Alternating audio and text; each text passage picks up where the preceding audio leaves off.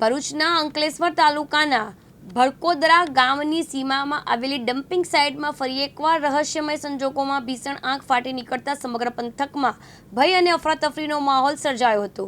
છેલ્લા 2 મહિનાના ટૂંકા ગાળામાં આગ લાગવાની આ 5મી ઘટના હોવાથી સ્થાનિક રહીશોમાં વહીવટી તંત્રની નિષ્ક્રિયતા સામે ભારે આક્રોશ જોવા મળી રહ્યો છે।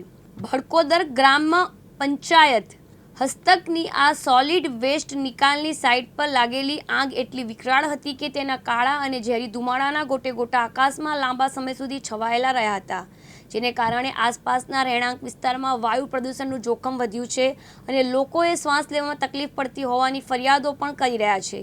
સ્થાનિકો દ્વારા એવી ગંભીર આશંકા વ્યક્ત કરવામાં આવી રહી છે કે ડમ્પિંગ સાઇટની નજીક આવેલા સ્ક્રેપ માર્કેટના કેટલાક અસામાજિક તત્વો દ્વારા આ સ્થળ પર ગેરકાયદેસર ઉપયોગ કરવામાં આવી રહ્યો છે।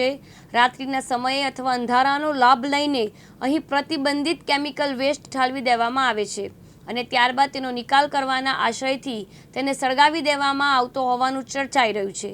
વારંવાર બનતી આવી ઘટનાઓ છતાં તંત્ર દ્વારા હજુ સુધી કોઈ નક્કર તપાસ કે સીસીટીવી દેખરેખ જેવી વ્યવસ્થા કરવામાં ન આવતા કેમિકલ માફિયાઓને મોકળો મેદાન મળી રહ્યું હોય તેવું લાગી રહ્યું છે।